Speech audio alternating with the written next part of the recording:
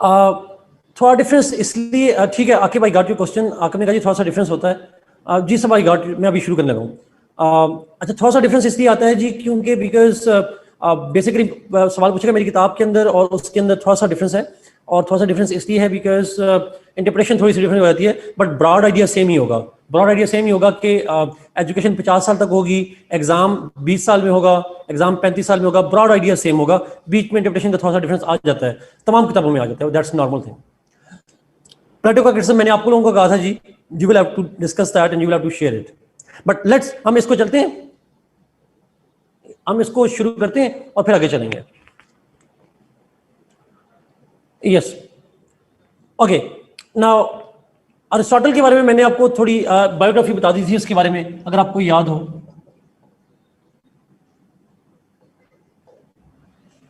If you remember, तो मैंने Aristotle की बुक का नाम क्या बताया था? पॉलिस। अमीर हमजा आपने लिख दिया। और अरिस्टोटल की जो इंस्टीट्यूशन है उसका क्या नाम था, where he taught? Lyceum, exactly.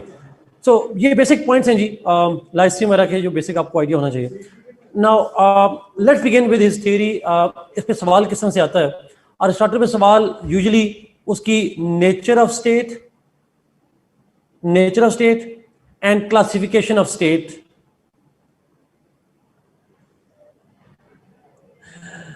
बड़ा इंपॉर्टेंट सवाल पूछा जी। इन प्राइवेटली एक मैसेज आया, 384 में पैदा हुआ, 322 में डेथ हुई, तो ये कैसे उल्टा क्यों हो रहा है? किसी को समझ आ रही है ये उल्टा क्यों चलता है? Why it's the reverse order?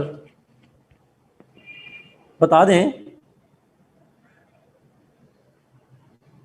Yes, it's because of the BC, before Christ.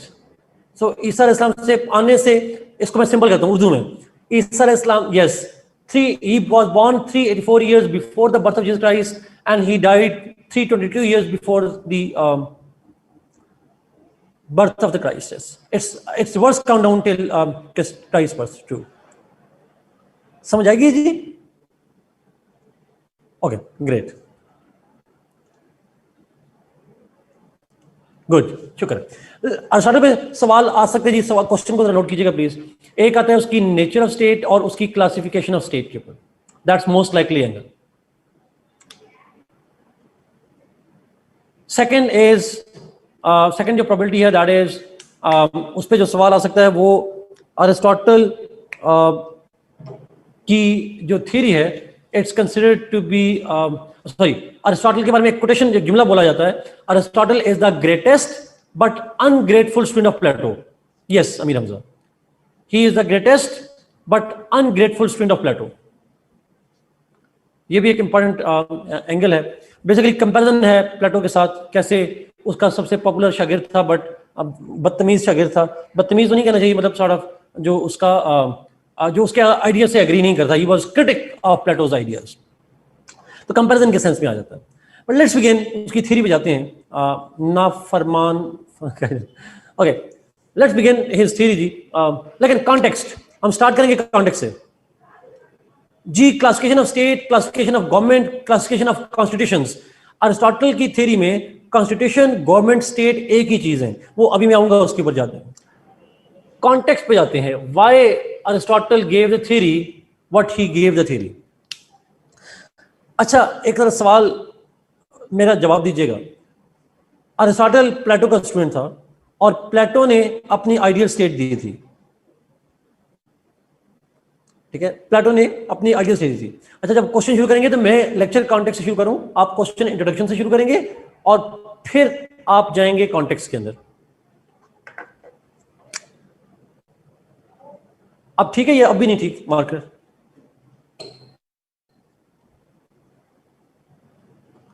Intro सवाल का Sajid, when the question will come, तो आपने स्टार्ट करना है इंट्रोडक्शन से क्वेश्चन के, और फिर आपने लिखना है कॉन्टेक्स्ट। अच्छा, अब अरिस्टोटल पे एक सवाल मैंने आपसे पूछना है कि अरिस्टोटल से पहले प्लेटो ने दी आइडियल स्टेट की थ्योरी। अच्छा, अब ideal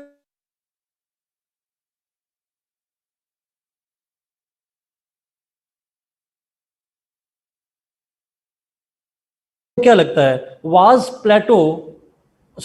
Aristotle fine with and he accepted Plato's theory of state? He did not. अगर उसे एग्री कर रहा होता तो अपनी थ्योरी ना दे रहा होता, अगर वो उसकी थ्योरी से एग्री कर होता तो उसकी अपनी थ्योरी ना आती। तो अरिस्टोटल बेसिकली क्या था, ही डिसएग्रीड विद प्लेटोज आइडियाज। अब मैं जरा आपको कॉन्टेक्स्ट समझा रहा हूं, अब डिसएग्री क्यों कर रहा था और किस पॉइंट पे डिसएग्री कर रहा था, कौन से फैक्टर्स किए थे डिसएग्री कर रहा था। अब ये पॉइंट जरा गौर से सुनिएगा बिकॉज बड़ा इंपॉर्टेंट है। अच्छा, हुआ ये कि अरिस्टोटल के फादर क्या करते थे, what was his profession of his father? मैंने आपको बताया था, फिजिशियन थे, डॉक्टर थे, पीएचडी वाले डॉक्टर नहीं, मेडिकल वाले डॉक्टर थे। नाउ ज्यादा ने अच्छे स्पेलिंग लिखे हैं डॉक्टर्स के, वही वाले डॉक्टर वाले। So he was a physician, he was a doctor, a general kind of physician. अच्छा, अब पॉइंट ये है कि डॉक्टर की सब्जेक्ट ऑफ स्टडी क्या होता है, व्हाट ही स्टडीज।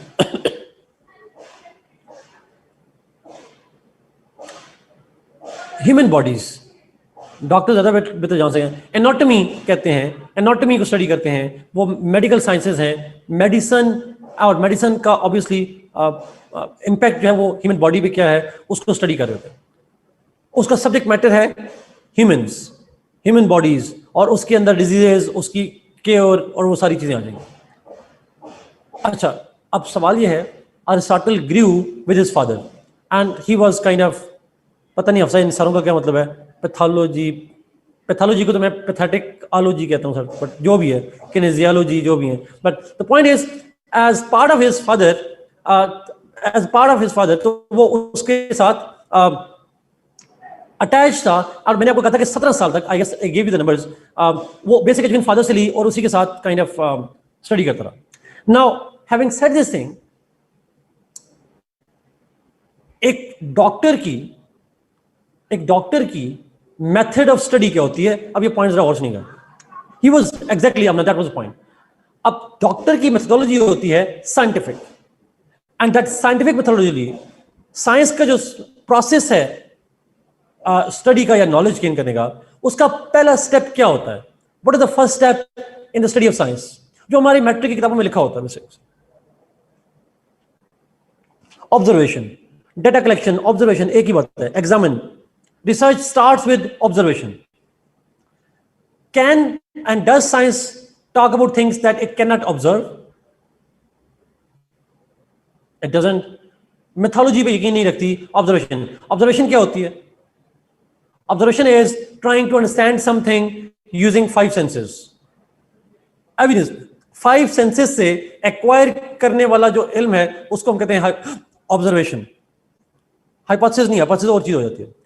ऑब्जर्वेशन मतलब आप सुन के, आप देख के, आप टच करके, टेस्ट करके, स्मेल करके, यूजिंग एनी 5 सेंसेस आप चीजों को अंडरस्टैंड करने की कोशिश करते हैं।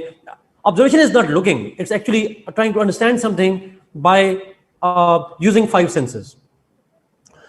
अच्छा, अब डॉक्टर्स क्या करते हैं, they examine the body and they observe the body, उसकी सिम्टम को ऑब्जर्व करते हैं, प्रोसेस को ऑब्जर्व करते हैं, and they start with that thing, diagnosis जिसको हम कहते हैं अपनी लैंग्वेज में। And diagnosis begins with observation.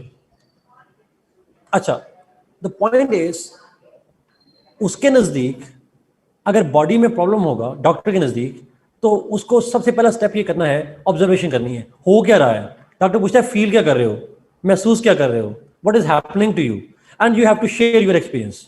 वो सुनता है and he tries to observe it. So बुनियादी तौर पर basically the doctor tries to resolve a problem by observation, observing the problem, and then he comes up with some kind of conclusions. अच्छा, without observation he cannot cure, वो कर नहीं सकता। इस process को हम कहते हैं science. So in science you don't think, you actually observe. आप सोचते हैं लेकिन सोचने से पहले काम करते हैं ऑब्जर्वेशन, ऑब्जर्व करके फिर सोचते हैं। And based on observation, you come to certain conclusions and all that. You gain knowledge. अब इशू ये है कि जो अरिस्टोटल था, he was trained कि any problem, if we want to resolve it, if we want to find a cure of it, we have to start with observation. हमें observation से start करना पड़ेगा. ऑब्जर्वेशन करेंगे, हम ऑब्जर्व करेंगे चीज़ों को, और उसके बाद उस मसले को प्रॉब्लम अंडरस्टैंड करने की कोशिश करेंगे और रिजॉल्व करने की कोशिश करेंगे. Later on, with this training in mind, with this method in mind, this scientific method in mind, he went to Plato's academy, और वहां पे वो चला गया जाके अपने टीचर के पास. When he went to Plato's academy, तो Plato was studying what? Plato का subject of study क्या था? What was his subject of study?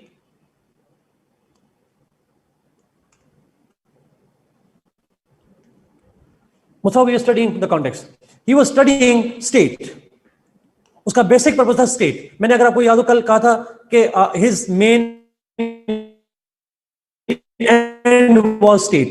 State basically उसका solution to state. State का और स्टेट के अंदर होने वाली तमाम फिलोसॉफिकल और सारी डिबेट्स हैं.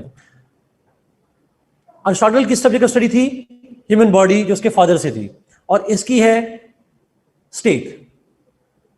सो प्लेटो, अरिस्टोटल, और अरिस्टोटल ने एक तो उसका मोड चेंज हुआ from human body observation, he came to studying the state. Second, how Plato was studying state. Was he focusing on observation, or he was only imagining an ideal state? That was only imagination. He only wanted a state जिसमें ये भी हो जाए, ये भी हो जाए, वो भी हो जाए. He was imagining utopian idea. Now, for Aristotle, can you resolve a problem by imagining or creating a utopia? You can't. So Aristotle did not, subject matter, Aristotle और प्लेटो दोनों का स्टेट है. अरिस्टोटल भी स्टेट को study कर रहा था, प्लेटो भी स्टेट को स्टडी कर रहा था एथेंस के अंदर. But Plato's method was imaginary, based on imagination, based on his thinking, based on his assumptions. While Aristotle was trained by his father not to imagine only, but to observe, and after observation come to certain conclusions. Reality based on observation, reasoning, observable reasoning, empirical evidence, जिसको हम कहते हैं. Empirical evidence मतलब है reason based evidence. वो evidence जिसकी कोई plausibility बनती हो, सेंस बनता हो. So in other words, Aristotle started giving his theory of state. Aristotle gave the theory of state using scientific methods influenced by the training of his father. मैं इस point को फिर रिपीट करता हूं, बड़ा आसान सा पॉइंट है. Aristotle wanted to give the theory of state by using scientific method in which he was trained by his father in his early years of life. चलिए इस बात को मैं दूसरे सेंस में कहता हूं. अगर अरिस्टोटल का फादर फिजिशियन ना होता, प्लेटो की तरह का ही होता, तो क्या अरिस्टोटल की थ्योरी ऑफ स्टेट डिफरेंट होती? He would have. So Aristotle's theory of state is a scientific theory of state. Aristotle's theory of state is a scientific theory of state inspired by the methodology adopted by his father. तो अगर मैं एक जुमले में कहूं आपसे, प्लेटो और Aristotle में जो बेसिक फर्क है वो मेथड का फर्क है, मेथड ऑफ इंक्वायरी का फर्क है, या सब्जेक्ट ऑफ इंक्वायरी का फर्क है? सब्जेक्ट ऑफ इंक्वायरी स्टेट है दोनों के नजदीक. मेथड का फर्क है. Aristotle used the scientific method and Plato used the imagination method, faith method. आखिरी सवाल. मैंने उस दिन आपको कहा था Plato, Aristotle is the father of modern political science. ये कहा था मैंने. I use this word, is the father of science. ये पॉलिटिकल के साथ जो साइंस लगी है, इसका जिम्मेदार कौन है? पॉलिटिक्स तो पहले भी स्टडी कर रहे थे. पॉलिटिक्स तो पहले से स्टडी हो रही थी, लेकिन उसके साथ जो साइंस है, यानी politics must be studied scientifically, that was the idea of Aristotle, and that's why we call him the father of political science. Is it okay ji?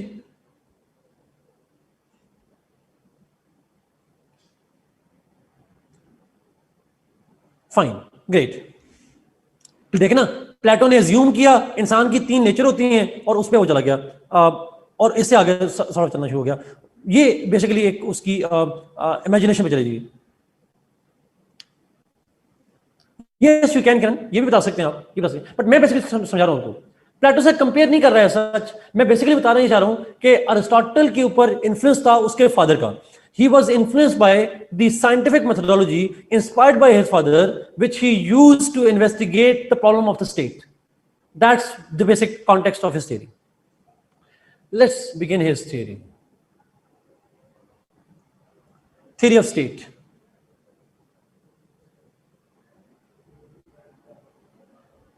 Aristotle begins his theory of state by explaining human nature.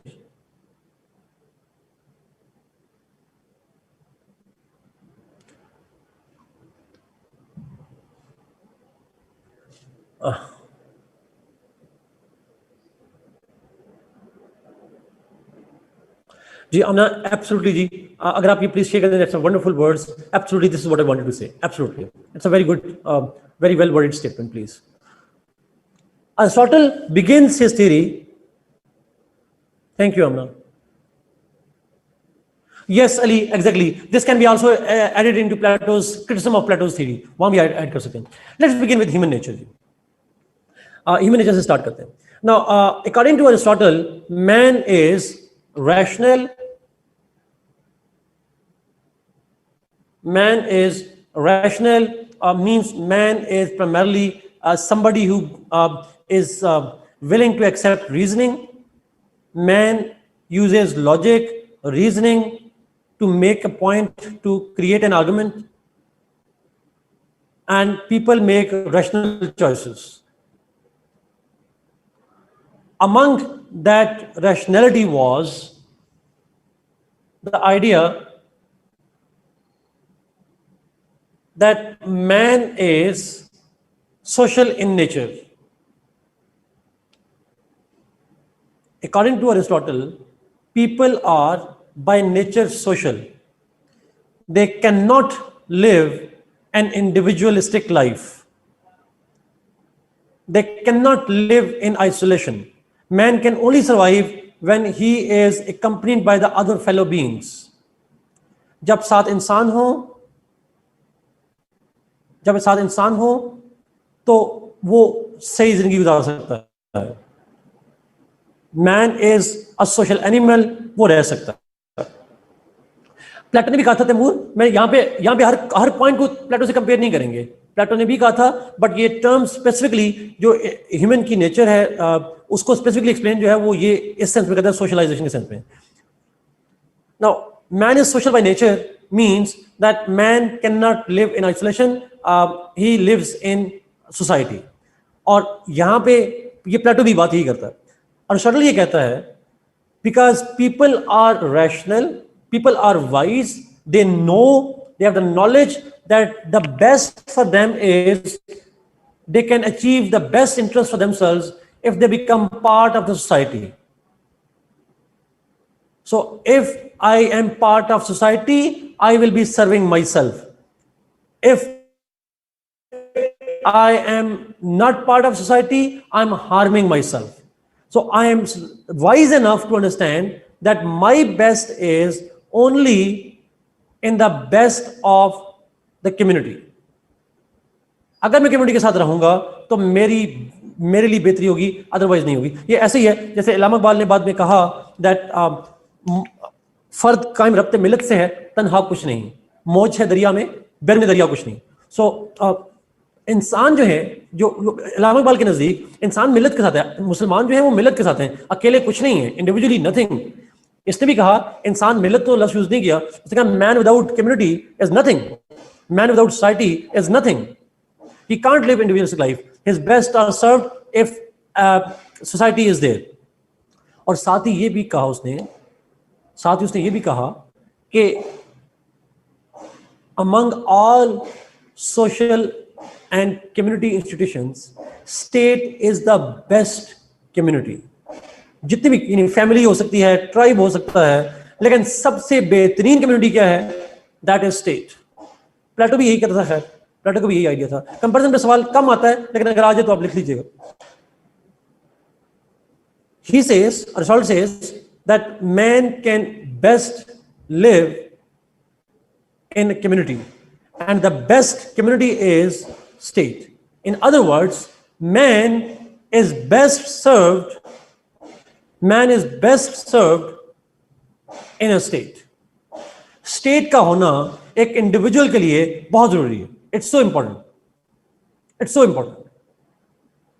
State is essential for the progress and the growth of an individual. ये प्लेटो ने भी कहा था, इसने भी कहा, दोनों के नजदीक ये सबसे important. Organic concept. Organic concept का क्या मतलब है? अरिस्टोटल सेज, चूंकि देखें यहां पे बड़ा इंपॉर्टेंट पॉइंट होगा, Aristotle says that man is Aristotle says that state is a magnified individual.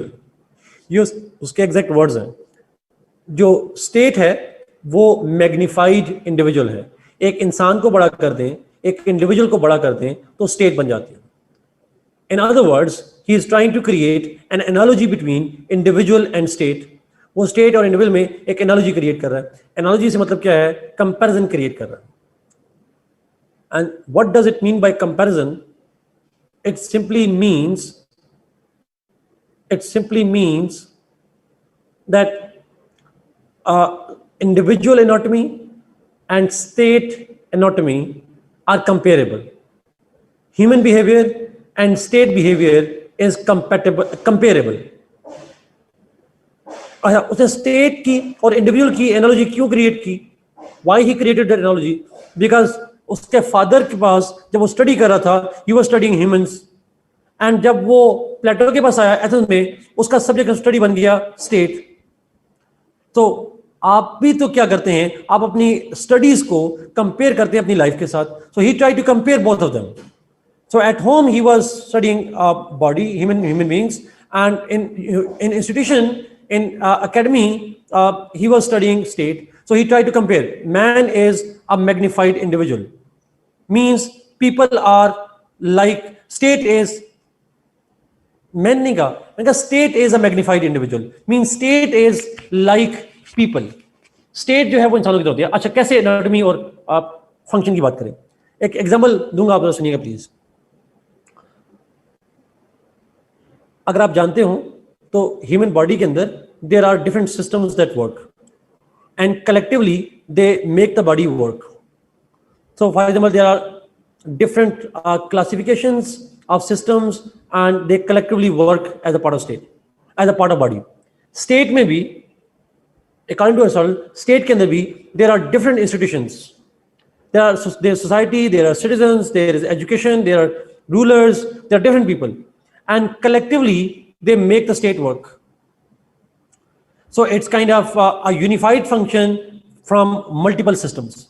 So multiple systems collaborate and they work together to make the body work, and same happens in the state. Yes, exactly.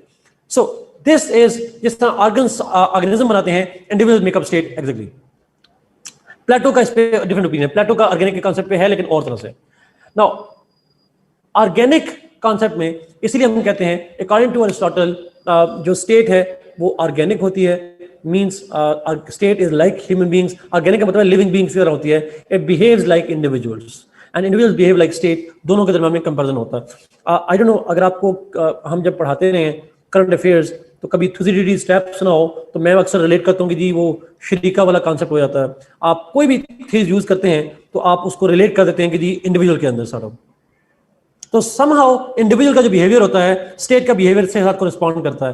तो ये basically organic concept होता है जब आप individual को state के साथ compare कर रहे होते हैं। अच्छा, इसके ऊपर हम बाद में एक और डिटेल से जाके पढ़ेंगे, अभी मैं यहाँ पे बता नहीं रहा। मैं जब आपके साथ कोई 5-6 लेक्चर्स के बाद, बल्कि शायद 6-7 लेक्चर्स के बाद एक टॉपिक पढ़ूंगा स्टेट का एवोल्यूशन। जब वो पढ़ूंगा तो मैं दोबारा ये ऑर्गेनिक कॉन्सेप्ट पे आऊंगा अरिस्टोटल के ऊपर, बट यहां पे इतना ही लिखेंगे। Next, Aristotle says that slavery is an essential part of the state. He gives slavery an important position and it's an important feature of the state. क्यों और कैसे, बड़ा आसान सा है। Aristotle gives a theory of slavery, और उस theory में वो कहता है कि slaves are of two types. Slaves by law, slaves by nature. वो थ्योरी ऑफ स्लेवरी देता है, कहता है स्लेवरी स्टेट के लिए जरूरी है। क्यों जरूरी है अभी आऊंगा बाद में, बट स्लेवरी एसेंशियल है। और स्लेव दो तरह के होते हैं, एक है स्लेव्स बाय लॉ और एक है slaves by nature. Slaves by law are prisoners of war. ये वो लोग हैं जो किसी जंग में कैदी बना लिए गए, and you can make them slaves, and they are slaves, you know, by law they are slaves, they have to be assigned to the masters, और इनके जो मास्टर्स होंगे, जो सिटीजन होंगे, वो इनको जिस तरह से चाहेंगे यूज करेंगे, they can use them whatever way they like. दूसरे हैं स्लेव्स बाय नेचर। अब यहां पे अरिस्टोटल स्लेव्स, जो नेचुरल स्लेव्स हैं या स्लेव्स बाय नेचर हैं, उनको कहता है कि these are people with strong bodies but weak intellect.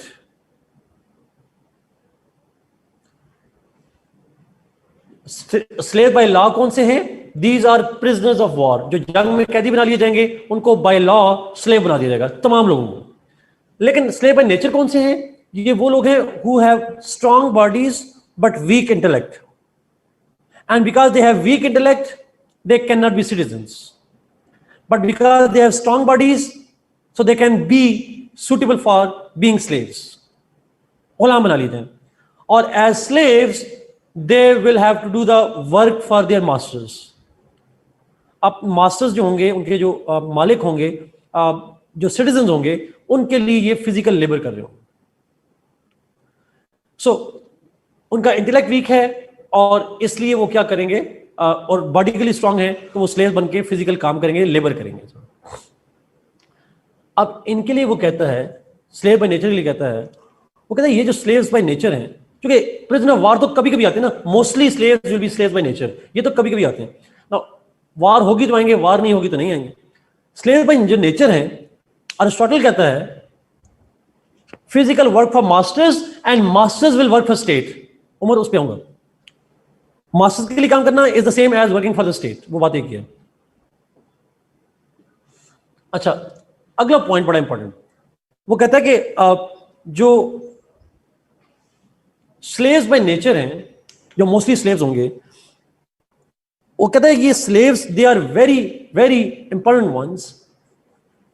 There slavery is beneficial, Umar आप वाले पॉइंट पे, their slavery is beneficial not only for state but it is also beneficial for the slaves themselves।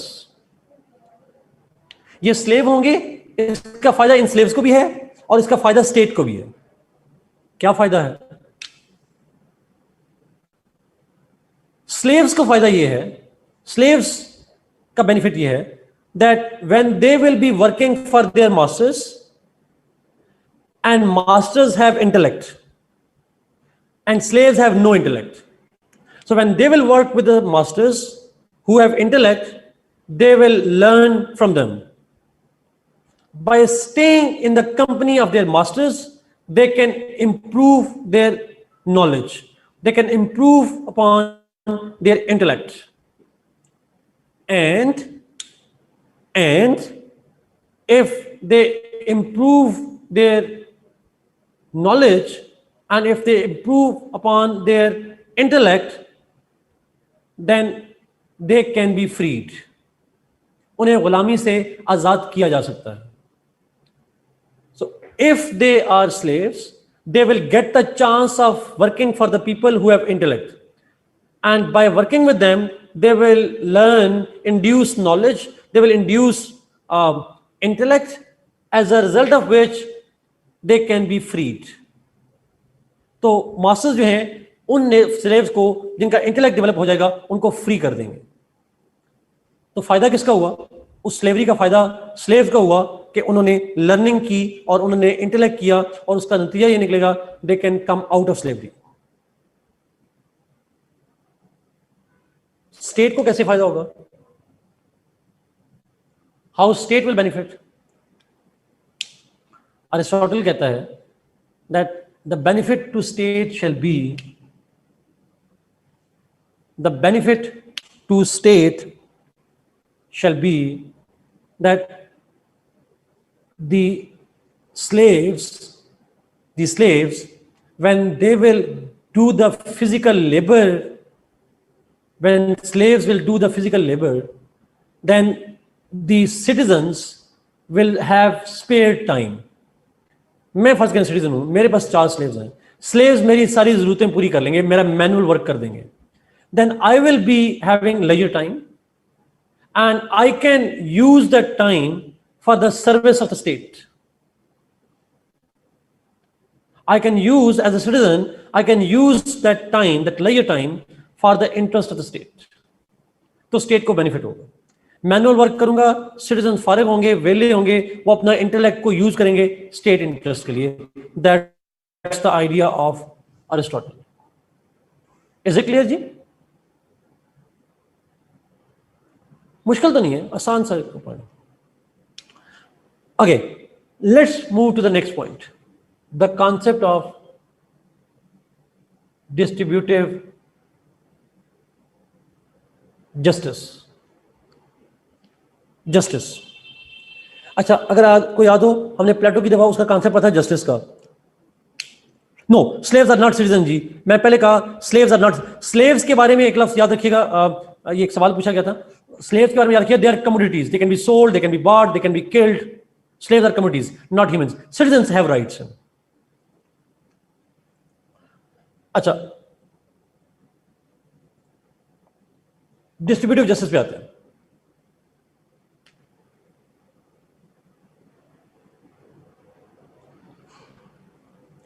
Prisoner की बात नहीं की जी मैंने, सिर्फ laws slave by nature की बात की, इनकी बात करेंगे, उनकी बात नहीं करता हूं। अच्छा, डिस्ट्रीब्यूटिव जस्टिस पे आते हैं।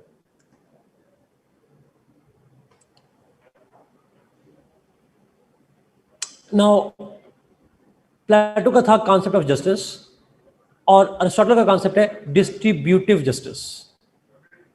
अच्छा, अब वो डिस्ट्रीब्यूटिव जस्टिस से क्या मतलब है, थोड़ा आइडियाज में रखिएगा।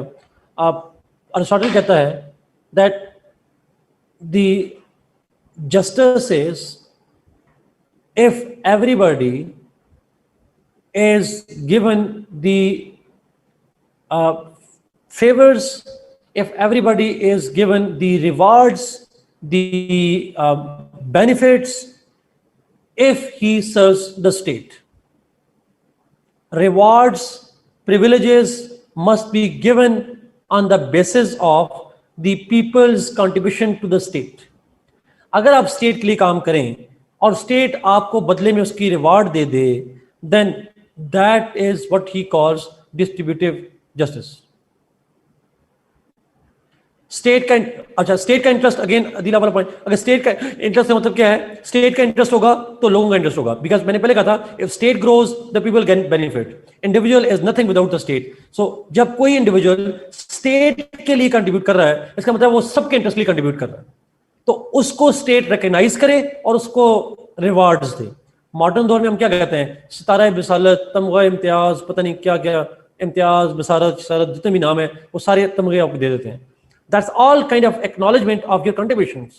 आपने कुछ कंट्रीब्यूशन किया सोसाइटी में, स्टेट के लिए कुछ कंट्रीब्यूशन की है, और उसके बदले में आप स्टेट आपको रिवॉर्ड देती है। That idea, that sense is called distributive justice according to Aristotle.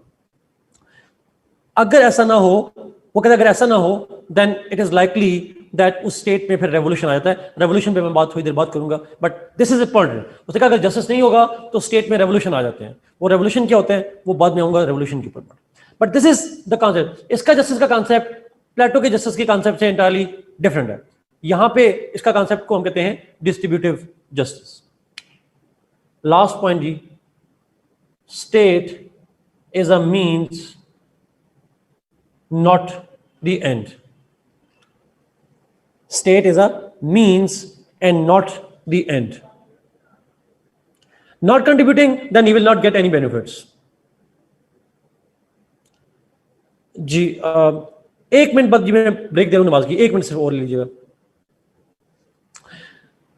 उसने कहा डिस्ट्रीब्यूटिव जस्टिस क्या होता है? If people are given rewards, benefits by state, if the people contribute for the state.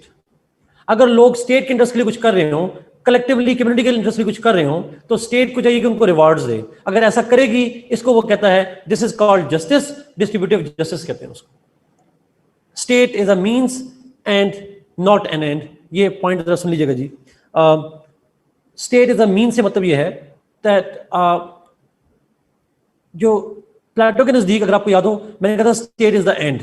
मैंने कहा था ये बात प्लेटो की दफा, स्टेट इज द एंड.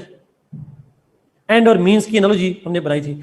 यहां पे अरिस्टोटल के नजदीक state is not the end, it's a means to an end. Means state ultimate objective नहीं है. State opposite of Plato, state एक जरिया है. तो गोल क्या है, अल्टीमेट एम क्या है स्टेट के through?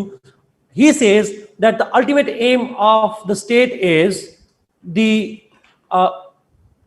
developing the intellectual citizenship. State is meant to,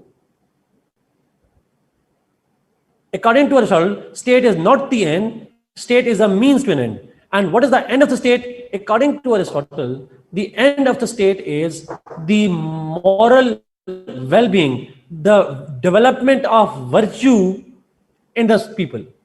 एक अच्छे शहरी, इंटेलेक्चुअल शहरी, the people with civic sense, the people with intellect, people with wisdom, that end the people who actually are following the state orders, who understand the importance of state, जो knowledge रखते हो, जो virtue रखते हो, उस तरह के citizen create करना, that's the end of the state. इसी पॉइंट को दूसरे लफ्जों में मैं कहूं कि अगर स्टेट होगी तो लोग इंटेलेक्चुअली ग्रो करेंगे. स्टेट को चाहिए कि लोगों की इंटेलेक्ट ग्रोथ के लिए काम करे. State is not the and. State का बेसिक पर्पस है सर्विस ऑफ द कम्युनिटी. और सर्विस ऑफ द कम्युनिटी से मतलब यह है कि स्टेट मींस का मतलब होता है जरिया. स्टेट वो जरिया है जिससे लोगों की इंटेलेक्ट को, लोगों की वर्च्यू को ग्रो किया जाएगा. अच्छा, अब याद रखिएगा, यहां पे लोगों की बेहतरी से मतलब यह नहीं है कि उनकी इकोनॉमिक नीड्स पूरी की जाएंगी. ये स्टेट लोगों की इकोनॉमिक बेनिफिट्स के लिए नहीं, बल्कि लोगों की मॉरल डेवलपमेंट करनी है स्टेट ने.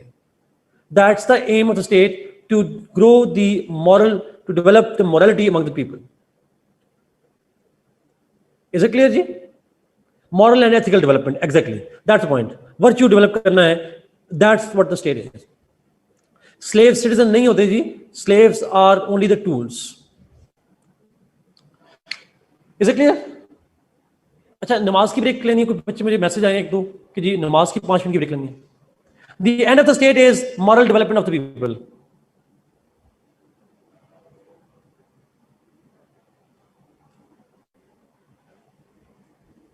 Okay, fix 5 minutes please, fix 5 minute. Come back after 5 minutes.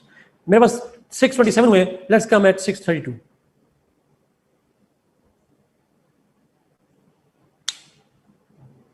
Break दे दें यार.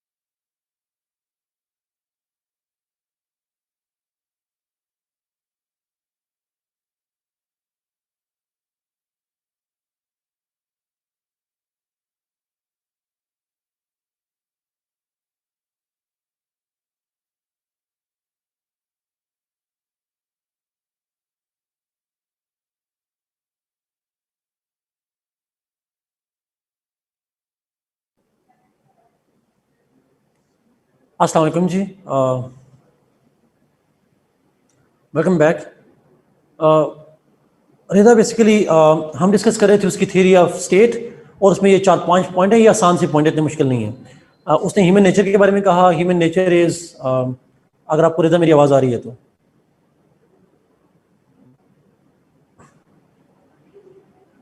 ओके। ह्यूमन नेचर के बारे में कहा, man is social by nature, social by nature होता है। और फिर सोशल मतलब है रैशनल है, सॉरी रैशनल है, वाइज है, विजडम रखता है। और सोशल इन नेचर का मतलब है man is can not live alone, he prefers to live in community, and the best community for him is the community of state. सारी फैमिली भी एक कम्युनिटी है, ट्राइब भी एक कम्युनिटी है, but best community is state. और organic concept से मतलब ये है कि state is like human beings, और स्टेट भी ह्यूमन बींग्स की तरह होती है। Man is like state, state is like human beings, they actually behave the same way, they structure the same way. फिर थ्योरी ऑफ स्लेवरी, उसकी बात की हमने। दो तरह के स्लेव होते हैं, slave by law and slave by nature. Slave by law वो लोग होते हैं जो कि प्रिजनर ऑफ वॉर होते हैं, जो जंग में कैदी बना लिए जाते हैं, उनको स्लेव बना दिया जाता है। या फिर वो स्लेव्स होते हैं जिनकी बॉडी स्ट्रांग होती है, इंटेलेक्ट वीक होता है, उनको हम कहते हैं स्लेव्स बाय नेचर। फिर कहते हैं distributive justice means that those people who contribute for the state, they must get reward from the state. जो स्टेट के लिए कंट्रीब्यूट करें, स्टेट की खिदमत करें, उनको रिवॉर्ड मिलना चाहिए। इस कॉन्सेप्ट को कहता है डिस्ट्रीब्यूटिव जस्टिस। और लास्टली स्टेट जो अरिस्टोटल के नज़दीक है, वो it's a means and not the and. State एक जरिया है किसी खास गोल का, खास ऑब्जेक्टिव का। वो गोल क्या है, ऑब्जेक्टिव क्या है, और वो है moral and ethical development of the people. Citizens जो हैं, पीपल से मतलब सिटीजन्स हैं, स्लेव्स नहीं आते उसमें। सिटीजन्स की मोरालिटी को डेवलप करना है, उनकी विजडम को डेवलप करना है, उनकी ग्रूमिंग करनी है। That is the goal of the state. State goal नहीं है, state is a means to a goal. ये बेसिकली हमने डिस्कस किया। Let's move to the classification of the government.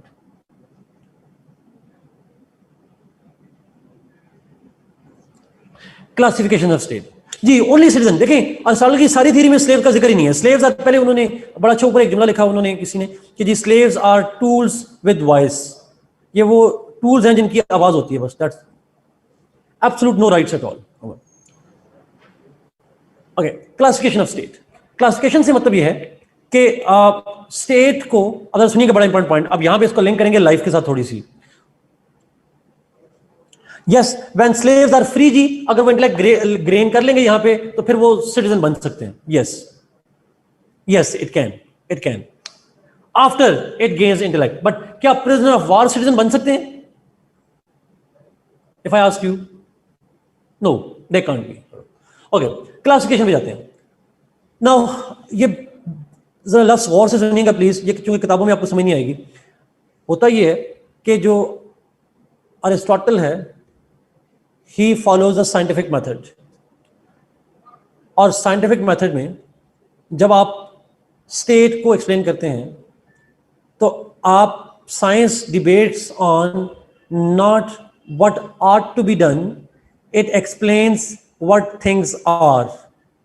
Science का फोकस होता है explanation of what is, and not on what ought to be और what should be done. ऐसा ही है। Yes, it's more realistic. आप मोस्टली साइंस के students हैं, आपको बेहतर आइडिया होगा इस चीज का। मोरालिटी में तो हम कहते हैं जी ऐसा करना चाहिए, ऐसा नहीं करना चाहिए, बट साइंस में नहीं कहते। आप ये नहीं कह सकते कि हाइड्रोजन के 3 आइटम होते तो ज्यादा मजा आता, ऑक्सीजन के 2 ही होना चाहिए थे। You don't say that, you don't say it. थोड़ा तो वहां पे हाइड्रोजन के 2 हैं, ऑक्सीजन के 1 है, ये हमें पता है। होने कितने चाहिए, वी डोंट केयर। लेकिन इंडिया, भारत को मिलना चाहिए नहीं मिलना चाहिए, हम मशवरे देते रहते हैं। We always say something about that. So when he was a student of science, so when he was a student of science, मैं उसी को रिपीट करूंगा, उसी पॉइंट को। when he was a student of science, तो उसकी theory of state में he does not give us the theory what type of state should be there.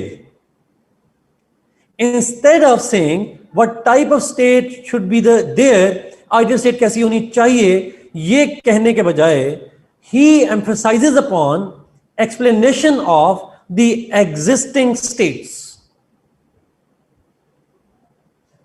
मैं रिपीट करूं इस पॉइंट को, Aristotle as a student of science was more concerned about explaining the existing states than on what type of state should exist.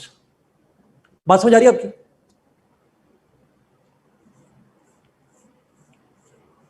नहीं समझ आई, दोबारा repeat करता हूं। Aristotle ये कहता है कि उसके जमाने में, जिस जमाने में वो रह रहा था, उस जमाने में कौन सी स्टेट्स मौजूद हैं, उनकी क्वालिटी क्या है, उनको वो एनालाइज करेगा, बजाय ये कहने का कि स्टेट को ऐसा होना चाहिए। वो ये आर्गुमेंट नहीं बनाएगा कि स्टेट को कैसा होना चाहिए, उसका आर्गुमेंट ये होगा कि जो मौजूदा स्टेट्स हैं वो कैसी हैं। Exactly, he is rational rather than the imaginary, he is focusing, he is analysing the current instead of assuming or creating an imagination sort of. Exactly. So as a scientific student, states कैसी हैं, but types present focus पे exactly, present में focus है। लेकिन सवाल ये जो हमने ने यहाँ पे लिखा, present में वो एथेंस में था, पहले मैसिडोनिया में था, फिर एथेंस आ गया, उसने तो ये दो स्टेट्स देखी थी, लेकिन ऑब्वियस ही बात है अब उसने देखनी है, he has to observe multiple states, he has to have an evidence, he has to observe multiple states, and after observation he will explain them. तो अगर मैं अरिस्टोटल के अपने अल्फाज को कहूं, जो अदील ने यहां पे मैसेज में भी लिखे हैं, अरिस्टोटल के अल्फाज हैं that he had studied and observed more than 150 states and constitutions. Aristotle के अपने वर्ड्स हैं, he had studied and observed, मेरे ख्याल में 158 भी किसी किताब में लिखे होंगे, बट हम प्रेफरेबली कहेंगे 150 plus. Aristotle says that he had studied and observed 150 plus states and their constitutions. अच्छा, अब सवाल ये है कि ये जो जितने उसने कॉन्स्टिट्यूशन पढ़े हैं या ऑब्जर्व किए हैं, वहां कॉन्स्टिट्यूशन से मतलब स्टेट ही है, स्टेट से मतलब गवर्नमेंट ही है, वो सारी चीजें इंटरचेंजेबल है वहां पे उस जमाने में। अब नहीं, अब तो हम तीनों में डिफरेंस करते हैं, उस जमाने की बात करूं। सो उसने जब 158 कॉन्स्टिट्यूशंस को, सिस्टम्स को स्टडी किया, कुछ को ऑब्जर्व किया, after that he analysed them, and after analysis he classifies them. जितनी स्टेट्स उसने ऑब्जर्व की और उनको स्टडी किया, उनकी क्लासिफिकेशन करता है। ये क्लासिफिकेशन इस बात पे नहीं है कि स्टेट को कैसा होना चाहिए, ये क्लासिफिकेशन उन स्टेट्स की है जो मौजूद थी, जिनको स्टडी किया, जिनको ऑब्जर्व किया, और ऑब्जर्व करने के बाद उनको क्लासिफाई कर दिया। अब मेरा आपसे एक और सवाल है, क्लासिफिकेशन का कॉन्सेप्ट साइंस का है या नहीं है? साइंस का कॉन्सेप्ट, ये साइंस कहती है ना classification. It's a very scientific way of classifying things, ताकि आप एनालाइज पैटर्न्स ढूंढ लेते हैं। लेकिन जब आप क्लासिफाई करते हैं तो क्लासिफिकेशन की कोई बुनियाद भी होती है, there is always some basis. जैसे पीरियोडिक टेबल है, क्लासिफिकेशन की हुई है एलिमेंट्स की, उसकी बेसिस क्या है? एटॉमिक नंबर है या एटॉमिक वेट है? किस बेस पे करते हैं? नंबर की बुनियाद पे। ओके, हमेशा क्लासिफिकेशन की कोई ना कोई बेसिस होती है जिसकी बुनियाद पे आप क्लासिफाई कर रहे होते हैं। तो यहां पे भी he provides two basis on the two factors on the basis of which he classifies. मैं इसको एक्सप्लेन करता हूं, टेबल बनाता हूं क्लासिफिकेशन की, ताकि आपको आइडिया आ जाए।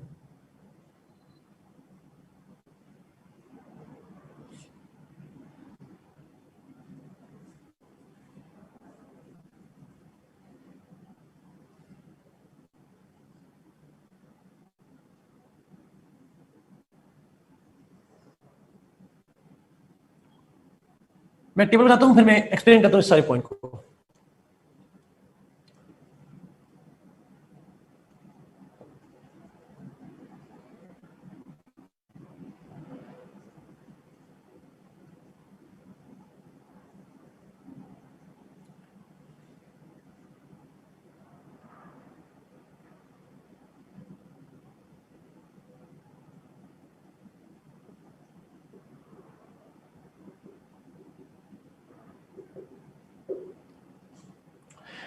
अच्छा, अब एरिस्टोटल कहता है दैट जितनी स्टेट्स उसने स्टडी और ऑब्जर्व की, उनको दो बेसिस पे वो डिवाइड करता है। एक है the purpose that they serve, the objectives, the interests of the states, उन स्टेट्स में जो रूलर्स हैं, ये तस्वीर में भिजवा दूंगा इसकी तस्वीर, आइडिया समझिएगा। वो कहता है एक तो देखना ये है कि जो रूल करने वाले लोग हैं उनका ऑब्जेक्टिव क्या है, उनका इंटरेस्ट क्या है, वो किसके इंटरेस्ट के लिए सर्व कर रहे हैं। एक बेसिस ये बना दिया। दूसरा फैक्टर बना दिया नंबर ऑफ रूलर्स, रूलर्स कितने हैं, how many people are at the helm of affairs, rule करने वाले लोग कितने हैं। अब इस बुनियाद पे बेस्ड ऑन दीज 2 पॉइंट्स ही क्रिएट्स 6 स्टेट्स। छह स्टेट क्रिएट नहीं करता, सॉरी, वो 158 स्टेट्स को 6 कैटेगरीज में डिवाइड करता है। It divide the states into 6 categories. Yes exactly. जरा देखना यार बोर्ड को, बच्चे कह रहे हैं क्लियर नहीं है, नेट का मसला है, ये पता नहीं क्या।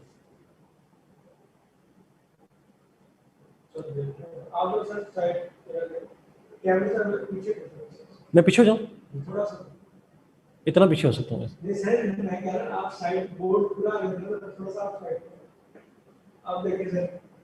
अब कैसा है बच्चे, कमेंट जरा देखें, अब ठीक है। चले मैं फिर पीछे हो जाता हूँ थोड़ा सा। अच्छा बोर्ड पे कर दो, मुझे छोड़ दो, ऐसा हो सकता है? मेरा फोकस छोड़ के बोर्ड पे हो सकता है? चले ठीक है, कोई नहीं, चले जी मैं बोल के पीछे हट जाया करूंगा, आप देख लीजिएगा sir. Okay let's see. Aristotle कहता है, अरिस्टोटल कह रहा है कि ही हैज स्टडीड, कोई बात नहीं रिदा सर सुनते जाइएगा प्लीज आप मत। अरिस्टोटल कहता है that he had seen and observed states, he says, आप बताइएगा फर्क पड़ा थोड़ा सा?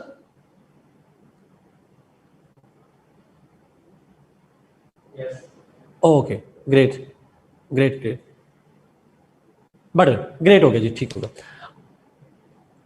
अरिस्टोटल सेज, अगर पॉइंट पे आते हैं जी, that he had studied and observed some states in which 1 person was the ruler, एक बंदा रूल कर रहा था, एक रूलर था, and that one ruler was working for the interest of everybody, general interest के लिए काम कर रहा था।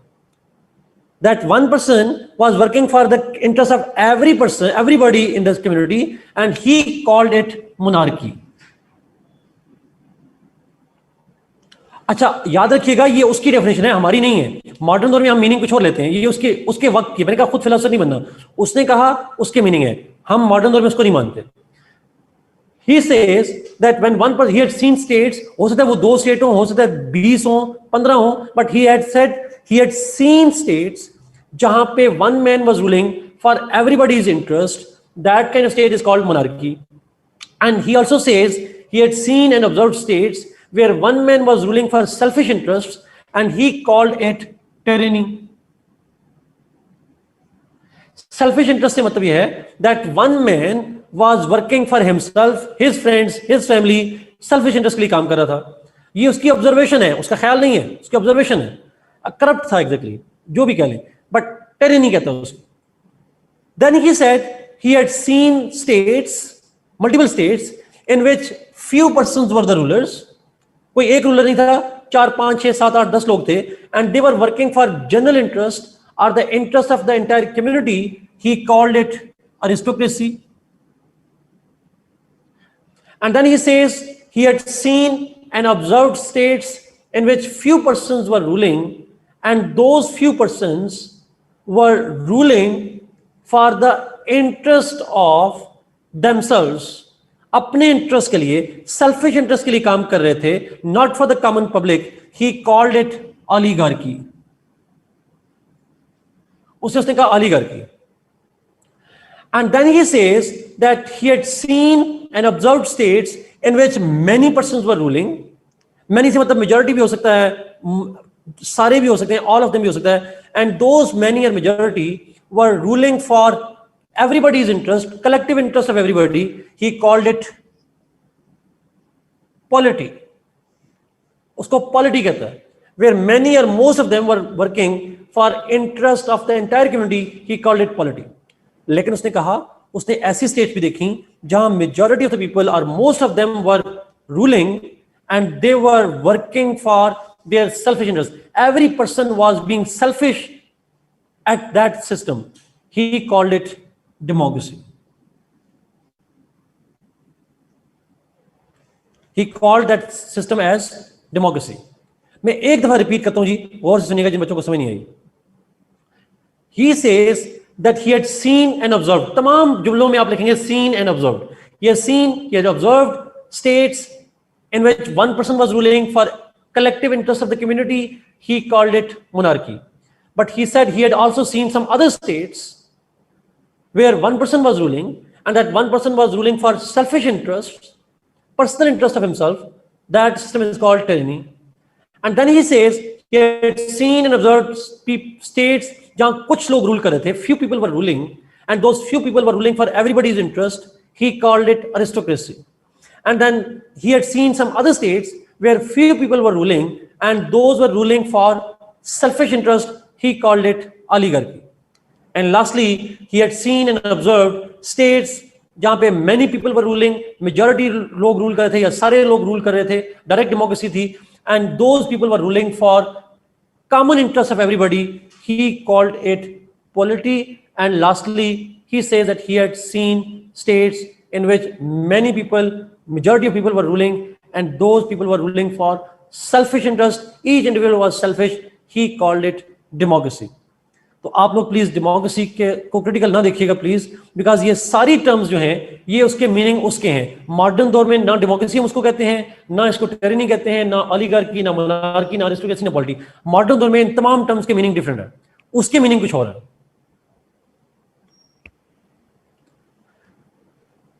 जी, ये सिर्फ अरिस्टोटल के मुताबिक है. मॉडर्न दौर में इसकी डिफरेंस, आप मॉडर्न दौर से प्लीज, मैंने आपको पहले कहा था खुद फिलोसोफर नहीं बनना, जो उसने कहा है हमने उस पर रहना, ये उसका ख्याल है, हम अपनी बात करें. एथेंस के बारे में उसने कोई कमेंट नहीं किया, एथेंस के बारे में उसने कोई कमेंट नहीं किया स्पेसिफिकली. मॉडर्न दौर में क्या है इसके मीनिंग हम नहीं देखेंगे. मॉडर्न दौर में क्या है इसकी मीनिंग हम बिल्कुल नहीं देखेंगे, बिल्कुल रेलेवेंट नहीं है, कोई बात नहीं करेंगे इस पर. हमने उसको डिस्कस करना है अरिस्टोटल को. अब अगला पॉइंट प्लीज, अगला पॉइंट. नाउ अरिस्टोटल कहते हैं उसने ये 6 किस्म की स्टेट देखी, या मोनार्की, या टिरानी, या अरिस्टोक्रेसी, ऑलिगार्की, पॉलिटी, डेमोक्रेसी. ये 6 किस्म की स्टेट थी. 158 स्टेट्स थी, बट उनको डिवाइड किया जा सकता है इनके अंदर. अब अरिस्टोटल कहता है, अब सुनिएगा प्लीज, अरिस्टोटल कहता है कि अगर क्वालिटेटिवली डिस्कस किया थी तो ये 6 किस्म की states, but which state according to him was his best choice, उसके नजदीक बेस्ट स्टेट कौन सी है. He says that ideally monarchy is the best state. Monarchy is the ideal best state, but it is least practicable.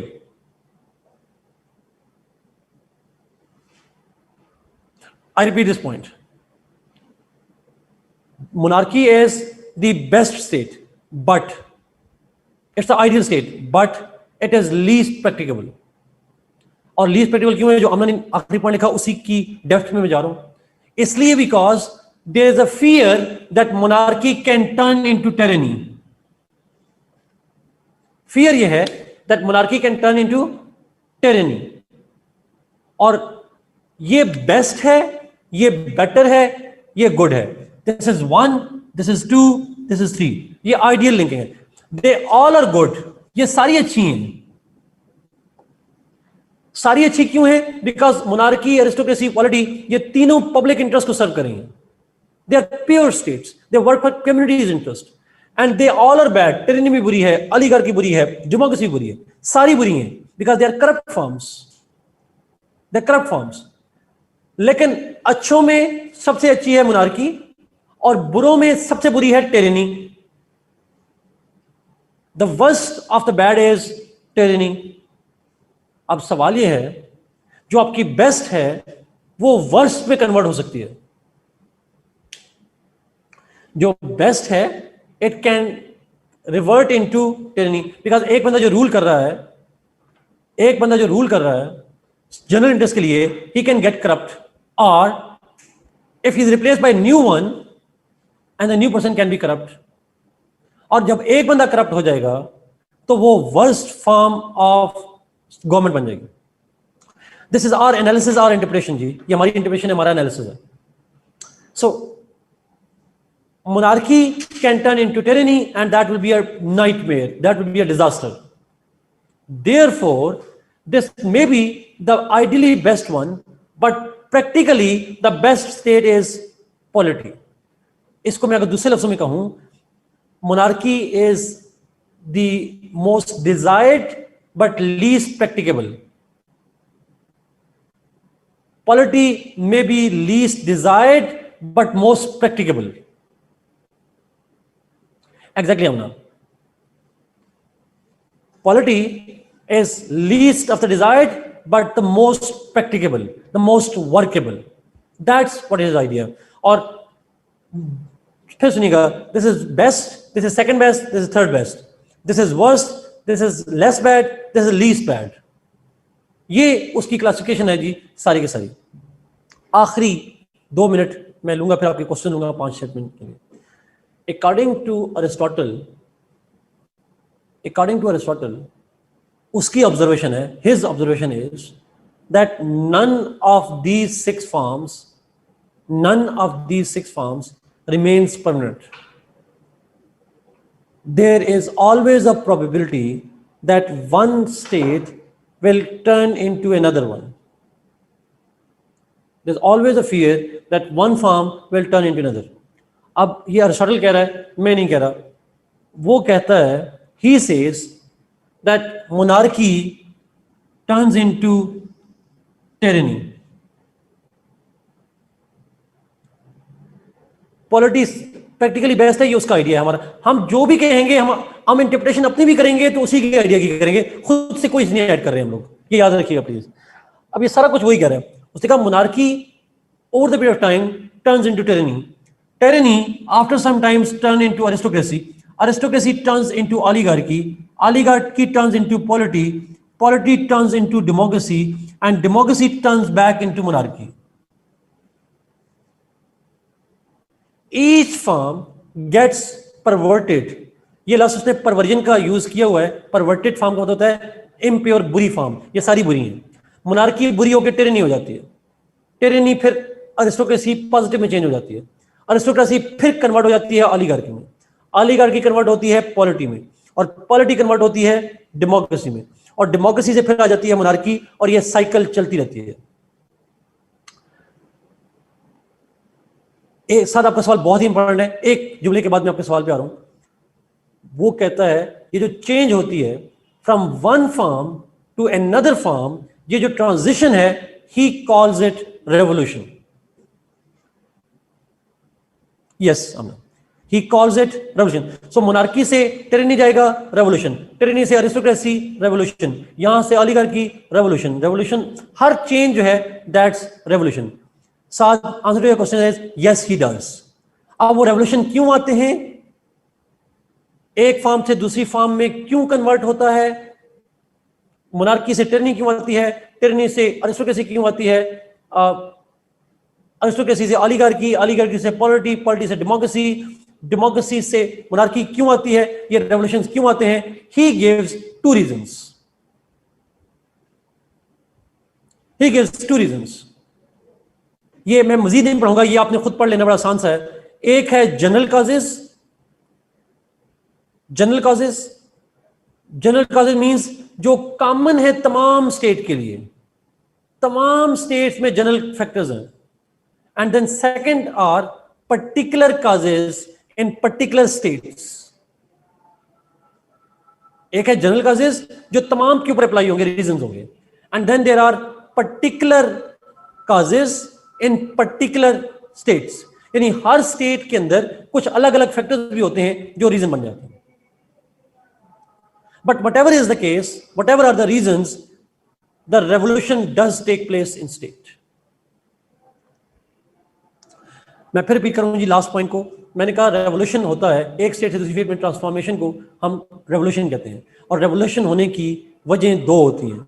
एक वजह है general causes, यानी तमाम स्टेट्स में कॉमन काजेज होते हैं कुछ.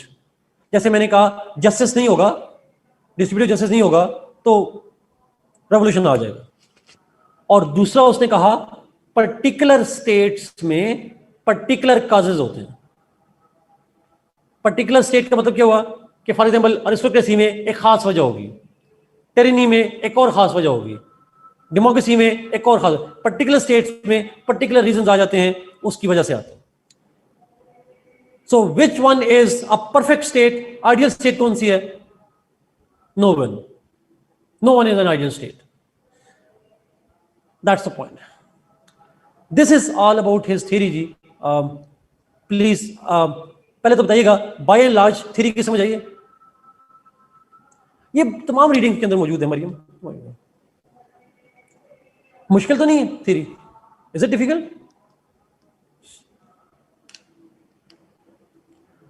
आई guess see time is up और आपकी क्लास होगी तो मैं नेक्स्ट क्लास में क्वेश्चन ले लूंगा। इसके मॉडर्न में 2 पॉइंट रहूंगा आपको इसके बाद, एक इसका मॉडर्न से रेलेवेंस और क्रिटिसिज्म।